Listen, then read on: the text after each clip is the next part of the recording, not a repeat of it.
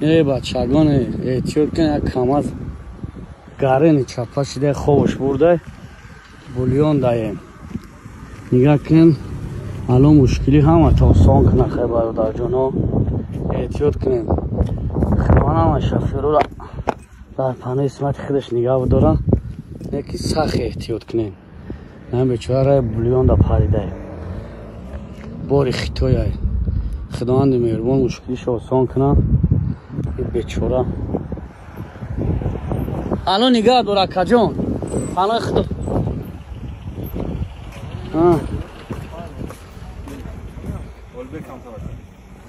هفت سیگرت کشته بکش یک زلالت میکنه آخی نکش بتونی بچه های برادر ای با خدا مشکلی رو آسان کنه